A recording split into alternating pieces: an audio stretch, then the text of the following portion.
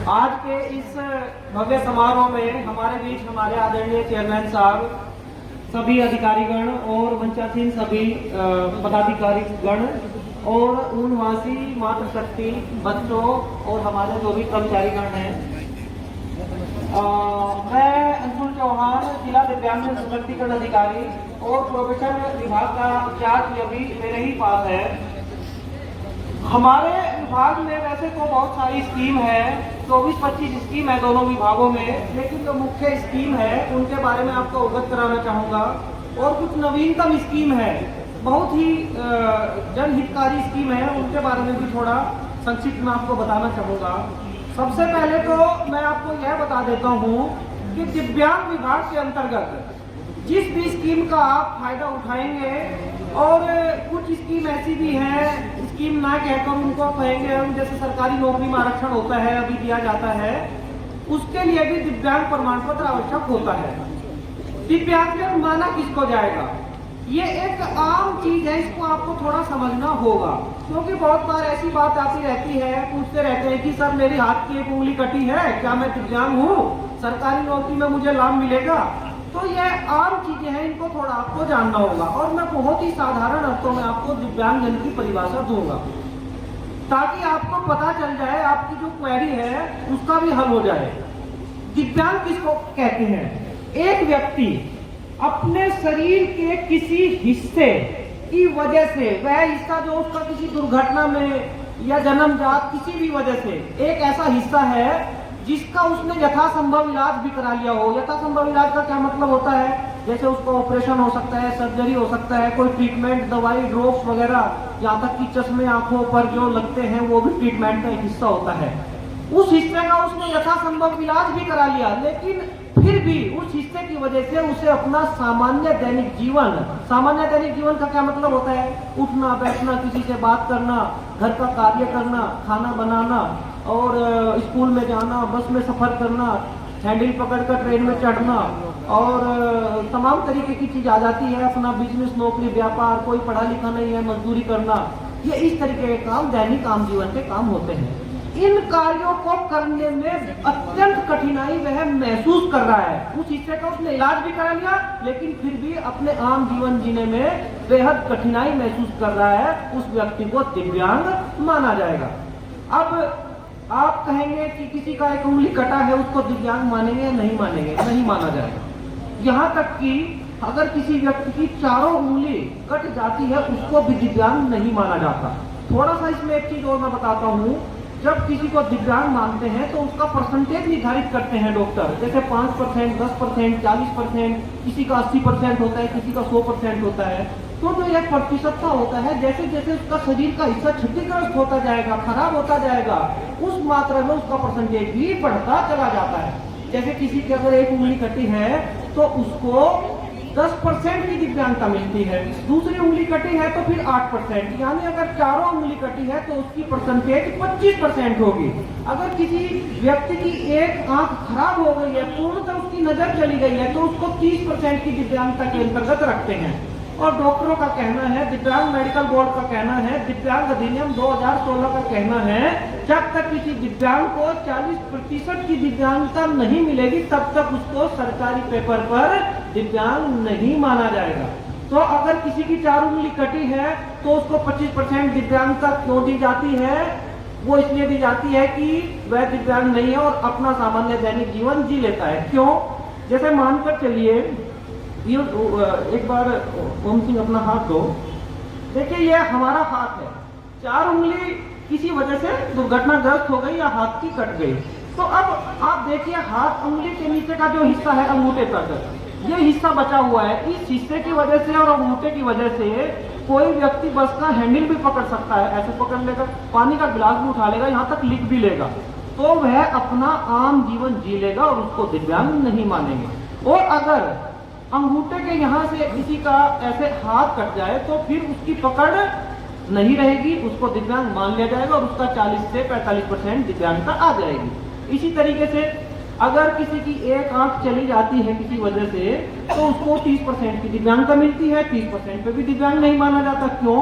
क्योंकि एक आंख का व्यक्ति भी अपना दैनिक जीवन जी लेता है। देखिए कठिनाई तो आएगी, लेकिन बेहद कठिनाई शब्द का जो मैंने इस्तेमाल किया है वह उस पर लागू नहीं होगी। एक आंख का व्यक्ति अपना घर का काम भी कर लेगा, अपना दैनिक जीवन जी लेगा, ऑफिस में चला जाएगा, नौकरी कर लेगा, किसी से बात कर लेगा, अपनी बात को समझा देगा, बस में यात्रा कर लेगा, उसको बेहद कठिनाई नहीं आएगी। तो आप ये जान लीजिए, किसी व्यक्ति को एक आंख के व्यक्ति को दिव्यांग नहीं मानेंगे। अगर किसी व्यक्ति को एक कान से सुनाई दे रहा है और एक से बिल्कुल नहीं सुनाई दे रहा है, उसको भी नहीं मानेंगे। बहुत सारे व्यक्ति होते हैं कहेंगे कि हमें एक कान से तो बिल्कुल सुनाई नहीं देता, डॉक्टर के पास गए, उन्होंने दिव्यांग प्रमाण पत्र नहीं बनाया, डॉक्टर हमें परेशान कर रहे हैं। देखिए डॉक्टर कभी किसी को परेशान नहीं करते, वो भी अपने नियम और कायदे के हिसाब से ही काम करते हैं।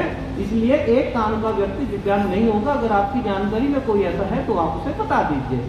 हाँ, अगर किसी के दोनों कानों में दिक्कत है तो ही उसको दिव्यांग माना जाता है। अच्छा, एक चीज और है, बहुत सारे हमारे वृद्ध लोग होते हैं, मोतियाबिंद एक बहुत बड़ी समस्या है। आज की जीवन शैली और वृद्ध लोग जैसे जैसे होते जाते हैं तो मोतियाबिंद की शिकायत होती चली जाती है। मोतियाबिंद भी दो तरीके का होता है, काला मोतियाबिंद, एक सफेद मोतियाबिंद। तो अगर किसी को सफेद मोतियाबिंद है और उस स्थिति में उसको दिखाई देना बंद हो जाता है, अधिकतर मामलों में सफेद मोतियाबिंद ही होता है, तो उसको दिव्यांग नहीं मानेंगे। अब आप कहेंगे जब दिखाई देना बंद हो गया तो उसको दिव्यांग क्यों नहीं मानेंगे? बहुत सारे केस होते हैं हमारे ऐसे, वो इसलिए नहीं मानेंगे। मैंने दिव्यांगता की परिभाषा में एक चीज का इस्तेमाल किया था, यथासंभव इलाज। अगर किसी बीमारी का इलाज है तो फिर वह अपना इलाज कराए, वो इलाज कराने के बाद ठीक हो जाता है और फिर वह दिव्यांग नहीं माना जाएगा। मानकर चलिए किसी बीमारी का इलाज है और उस डॉक्टर ने उसका दिव्यांग प्रमाण पत्र बना दिया और फिर आगे जाकर उसने उसका इलाज करा लिया, तो एक स्थिति में वह ठीक हो गया और दूसरी स्थिति में उसने अपना दिव्यांग प्रमाण पत्र बनवा लिया, तो ऐसी स्थिति में विरोधाभास पैदा हो जाएगा। तो जो हमारा सफेद मोतियाबिंद है उसका इलाज होता है, क्योंकि सफेद मोतियाबिंद में जो आंख का लेंस होता है वो धुंधला हो जाता है और उसका ऑपरेशन होकर दूसरा लेंस चढ़ जाता है और आदमी को दिखाई देने लगता है, तो ऐसे में उसको दिव्यांग नहीं मानते। काला मोतियाबिंद को हम ग्लूकोमा बोलते हैं।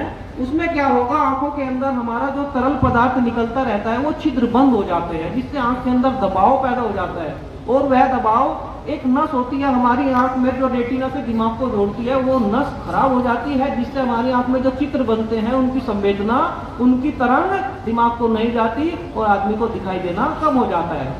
अगर किसी को काला मोतियाबिंद हो जाता है और उसकी आंख की जो नस है वो खराब हो जाती है, कोई ऐसा इलाज नहीं जो उसको ठीक कर दे। अगर किसी की नजर चली गई, वह नजर वापस नहीं आती, और अगर उसकी नजर, डॉक्टर दोनों आंखों में जांच करते हैं और वह दोनों आंखों में 6/24 या उससे ऊपर की है, देखो नजर आप समझते होंगे 6/24, 6/6, 6/18 ये डॉक्टर देखते हैं।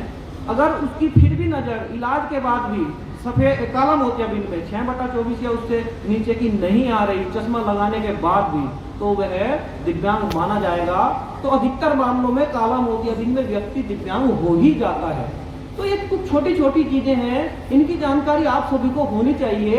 अच्छा, किसी व्यक्ति का पैरों की 4 उंगली कट जाती है, तो फिर उसको दिव्यांग मानेंगे या नहीं मानेंगे? नहीं मानेंगे, क्योंकि वह चल लेगा।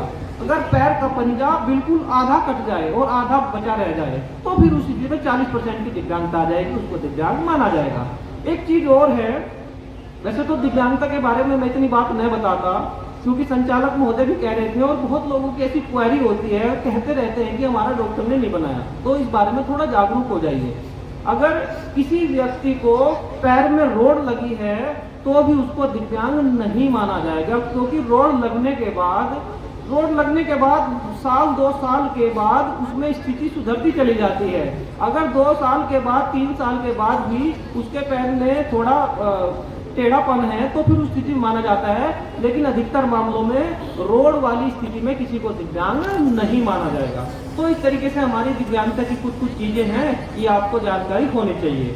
और एक चीज मैं आपको बताऊंगा, जो मेडिकल बोर्ड होता है हमारा, सोमवार के दिन पूरे उत्तर प्रदेश में बैठता है। ये आपका अधिकार है दिव्यांगजनों का, आप प्रमाण पत्र बनाएंगे ही, वे उनके ऊपर बाध्यता है। तो सोमवार के दिन सीएमओ द्वारा निर्धारित स्थान पर एक जगह दिव्यांग मेडिकल बोर्ड बैठेगा और हमारा दिव्यांग मेडिकल बोर्ड जिला संयुक्त चिकित्सालय में प्रत्येक सोमवार में बैठता है। आप वहाँ जाइए और उससे पहले एक ऑनलाइन आवेदन होता है, उस पर आपको फॉर्म भरना होगा, डॉक्टर के सामने वो फॉर्म लेकर जाना होगा, डॉक्टर ऑनलाइन रूप से आपको प्रमाण पत्र जारी कर देंगे। अच्छा, दिक्कत ये आती है कि मेडिकल बोर्ड में बहुत सारे डॉक्टर होते हैं, उनकी कुछ मशीनें भी होती है, जांच कराते हैं, जांच कराने के बाद फिर दिव्यांग प्रतिशतता रखते हैं, तो वो सारा सेटअप चिकित्सालय से बाहर जाना थोड़ा असंभव होता है। इसलिए ये दिक्कत आती है कि प्रमाण पत्र के लिए कैंप जगह जगह नहीं लग पाता। तो अगर आप अपना प्रमाण पत्र बनवाना है तो सोमवार के दिन जिला अस्पताल में सुबह 10 बजे अपना आधार कार्ड और वो ऑनलाइन जो फॉर्म मैंने बताया है उसको लेकर जाइए। एक और नंबर शुरू किया था मैंने, उस नंबर पर बहुत सारे दिव्यांग मुझसे बात भी करते रहते हैं। 3-4 हजार दिव्यांग हैं हमारे जनपद में जो व्हाट्सएप नंबर से जुड़े हैं। आप उस नंबर को जरूर ले लेना, दिव्यांग को दे देना, ताकि मेरे से सब विभागीय योजनाओं की जानकारी ले सके और कोई भी आवश्यकता हो तो उसकी जानकारी ले। दूसरी चीज में प्रोफेशनल विभाग में बहुत ही महत्वपूर्ण स्कीम आई है, नवीनतम स्कीम है स्पॉन्सरशिप स्कीम। यह स्कीम क्या है? इसमें 18 साल की उम्र तक के परिवार के 2 बच्चों को प्रति महीना प्रदेश सरकार द्वारा न्यूनतम 1 साल के लिए और अधिकतम 3 साल के लिए, यह स्कीम 3 साल तक भी बढ़ सकती है, 18 साल की उम्र तक ऐसे बच्चों को प्रति महीना प्रदेश सरकार द्वारा 4000 रुपया प्रति महीना 2 बच्चों को परिवार के दिया जाएगा। स्पॉन्सरशिप स्कीम है और इसके अंतर्गत हमारे जो बच्चे हैं 17-18 श्रेणियां हैं वो सब इसके अंतर्गत आएंगे। नंबर 1, कोई विडो लेडी है, निराश्रित महिला है, जिसको हम आम भाषा में विधवा कह देते हैं, अगर कोई ऐसी लेडीज है और उसके बच्चे हैं 18 साल से कम उम्र के, तो उनका आवेदन हो जाएगा। आय प्रमाण पत्र की सीमा इसमें ग्रामीण क्षेत्र में 72,000 की है और शहरी क्षेत्र में 96,000 की है। जिसे यहाँ ऊन शहर है, तो अगर ऐसी आपके कोई संपर्क में जो लेडी है और उनके ऐसे बच्चे हैं 18 साल से कम उम्र के, तो उन बच्चों की पढ़ाई लिखाई के लिए, उनके स्वास्थ्य के लिए, देखभाल के लिए सरकार 4-4 हजार रुपये दोनों बच्चों को देगी। इसका ऑफलाइन फॉर्म भरा जाता है, उसी मेरे नंबर पर आप ऑफलाइन फॉर्म प्राप्त कर सकते हैं। मैं उसका पीडीएफ भेज दूंगा, नंबर पर आप पीडीएफ निकलवा लीजिए, सारी जानकारी भेज दूंगा। इसका एक वीडियो वगैरह मैंने तैयार किया है, क्योंकि मेरा यूट्यूब पे भी एक चैनल है, विभागीय योजनाओं की जानकारी देता रहता हूँ। यहाँ हमारे सभासद हैं बहुत सारे, इनका मैंने एक ग्रुप बनाया है पूरे जनपद शामली के, जानते हैं, मैं उस पर लगातार प्रचार प्रसार करता रहता हूँ। तो वीडियो भी भेजूंगा आपको, प्रचार प्रसार उसमें काफी कुछ किया है, जान जाएंगे, वो फॉर्म भरवा दीजिए। दूसरी चीज, अगर कोई महिला तलाकशुदा है, अगर किसी का डाइवोर्स पेपर उसके पास है, तलाकनामा चूंकि उसमें चाहिएगा, ऑन पेपर वो होनी चाहिए जानकारी कि हाँ ये इस श्रेणी में है, हम उसको पहचान लेंगे। चूंकि विडो लेडी में मृत्यु प्रमाण पत्र लगेगा, उसकी पहचान उससे हो जाएगी, तलाकनामा साथ में उसमें होना चाहिए। तो अगर कोई तलाकशुदा स्त्री है तो उसके बच्चों को भी लाभ दिया जाएगा। एक तीसरी चीज, 18 साल की उम्र तक के जो दिव्यांग बच्चे हैं उनको भी इसमें लिया जाएगा। अगर कोई दिव्यांग व्यक्ति है, उसके बच्चे ठीक है, दिव्यांग नहीं है, लेकिन मैं खुद दिव्यांग है, माता पिता में से कोई भी दिव्यांग है, कमाने वाला दिव्यांग है, तो उसके बच्चों को भी यह लाभ दिया जाएगा। फुटपाथ पर काम करने वाले, रेडी, ठेला, मोची और फुटपाथ पर रहने वाले जो भी गरीब व्यक्ति है, उनको भी इस योजना का लाभ दिया जाएगा। हमने एक अभियान चलाया था जनपद शामली में, जगह जगह घूमे थे, जो मोची थे उनके बीच में फॉर्म हम फिलअप करवा रहे हैं। अगर आपको भी कहीं दिख जाता है, अगर आप कहीं जूता पॉलिश के ले जाते हैं, तो इस चीज की आप उसको जानकारी दें कि आपके बच्चों को ऐसा लाभ मिलेगा, आप फॉर्म भर दीजिए। नवीनतम स्कीम है, वैसे तो इसमें टारगेट है जनपद शामली का केवल 150 का टारगेट है, लेकिन टारगेट बढ़ेगा। आप उसमें फॉर्म भरवाइए, हम भेजेंगे सरकार को। वो बाकी बाद की बात है कि 150 से ऊपर पैसा आता है या नहीं आता, लेकिन आप फॉर्म जरूर भरिए। एक तीसरा, इसमें जो काम वाली बाई होती है, घरों में काम करती है, वो भी इस श्रेणी में सम्मिलित है। अच्छा, इसमें थोड़ा एक चीज आती है, जैसे तलाकनामा और दिव्यांग प्रमाण पत्र वो श्रेणी का दिखा देंगे कि ये इस श्रेणी के अंतर्गत आता है, लेकिन रेडी, फेरा, काम वाली बाई के लिए क्या करेंगे, ये आपके मन में सवाल आएगा, उसके लिए क्या डॉक्यूमेंट होता है, मैं आपको बताऊंगा। जिला उद्योग केंद्र GMDIC हमारे एक अधिकारी होते हैं जनपद में, उनके यहाँ जो हमारे असंगठित मजदूर होते हैं, असंगठित हमारे कारीगर होते हैं, जैसे मोची है, कहीं रजिस्टर्ड तो नहीं है, तो ऐसे लोग अगर असंगठित क्षेत्र के मजदूर या कारीगर है, दस्तकार है अपने हाथ के, तो वहाँ वह रजिस्ट्रेशन कर सकते हैं ऑनलाइन, और ऑनलाइन रजिस्ट्रेशन का जो प्रमाण पत्र होगा उस फार्म के साथ अटैच करेंगे और उसको ऑन पेपर मान लिया जाएगा कि हाँ ये उस श्रेणी में आएगा। उसमें 21-22 तरह की श्रेणी होती है, किसी को एक निशान लगाना होगा, वो 5 मिनट का काम होता है, मात्र आपको समझा देना होगा कि उस पर आप रजिस्ट्रेशन कर ले और आपका जन्म। अगर कोई व्यक्ति असाध्य रोग से पीड़ित है, असाध्य रोग में क्या क्या आता है, जैसे कैंसर है और जैसे एड्स के मरीज होते हैं, कुछ ऐसे रोग होते हैं जिनका इलाज ही संभव नहीं होता। जैसे मान के चलो किसी का कैंसर है और डॉक्टरों ने उसको कह दिया कि ये तो अब ठीक नहीं होगा, 2-4 साल जितने भी जीना है उनको, उसके बाद उनकी मृत्यु ही निश्चित होती है, कुछ ऐसी बीमारी होती है। तो अगर किसी को ऐसी बीमारी है, उनके बच्चों को भी इस योजना के अंतर्गत लिया जाएगा। और किसी को जैसे रेडी फेरीवाल, अच्छा कोई बाल भिक्षावर्ती, कोई भिखारी टाइप होता है, उनके परिवार के बच्चों को, और कोई ऐसा अगर आपको बच्चा मिल जाता है, आपने देखा हो गाड़ी पर सफाई करने वाले ऐसे बच्चे मार्केट में सड़क पर कहीं अगर मिल जाते हैं और वो बच्चे पढ़ाई कर रहे हैं, तो उन बच्चों को भी ऐसा लाभ दिया जाएगा। बाल वेश्यावृत्ति, बाल भिक्षा, बाल श्रम इत्यादि से पीड़ित बच्चों को इसका लाभ मिलता है। अगर कोई अनाथ बच्चे हैं उनको लाभ मिलेगा। तो इस तरीके से हमारी 17-18 श्रेणी है इसके अंदर, और बहुत व्यापक श्रेणी है। अगर इनसे संबंधित कोई आपको मिलता है तो आप उसे प्रेरित जरूर करें, क्योंकि गरीब व्यक्ति के लिए एक महीने में 8,000 रुपये की सरकारी मदद बहुत होती है। तो इसका प्रचार प्रसार जितना हो सके, और इस जनपद में नहीं बल्कि और जनपदों में आपका अगर कोई जानकार है तो आप उसे बताएं कि अपने जिला प्रोबेशन अधिकारी के पास जाए, वहाँ कार्यालय से फॉर्म ले ऑफलाइन और उसको भरकर जमा करा दे जल्द से जल्द। एक इसके अलावा दूसरी योजना बाल सेवा योजना की स्कीम है, बहुत ही महत्वपूर्ण। किसी बच्चे के माता पिता में से दोनों की या किसी एक की मृत्यु 1 मार्च 2020 के बाद हुई है, तो ऐसे परिवार के अधिकतम 2 बच्चों को प्रदेश सरकार द्वारा उनके 23 साल की उम्र तक या उनके स्नातक होने तक, दोनों में से जो भी पहले हो जाए, जैसे स्नातक अगर उसकी पहले हो गई ठीक, या उनकी 23 साल की उम्र हो गई ठीक, तब तक 0 साल से लेकर, इसमें ऐसा नहीं 1 साल या 2 साल का नियम नहीं है जैसे स्पॉन्सरशिप में था। इसके अंदर अगर कोई 4 साल का भी बच्चा है तो जब तक वह 23 साल का नहीं हो जाता, उसके माता पिता में से किसी एक या दोनों की मृत्यु हुई है, तो ऐसे बच्चों को अधिकतम परिवार के 2 बच्चों को प्रदेश सरकार द्वारा 2,500 रुपया प्रदान किया जाता है। इस स्कीम का नाम है बाल सेवा योजना। इसका भी ऑफलाइन फार्म होता है। अगर आपको यह ऑफलाइन फार्म चाहिए तो आप प्रोबेशन विभाग से ले सकते हैं वहां जाकर, और मेरे नंबर पर, जिस नंबर को मैं दूंगा उस नंबर पर व्हाट्सएप कीजिए, कह दीजिए कि सर ऐसे ऐसे बाल सेवा योजना का फार्म भेज दीजिए, और साथ में 1-2 वीडियो है मैं वो भेज दूंगा, जैसे मैं बता रहा हूँ ऐसे ही उसको और विस्तार से समझाऊंगा। तो आप अपनी जानकारी में जितने भी ऐसे बच्चे हैं उनका आवेदन कराएं।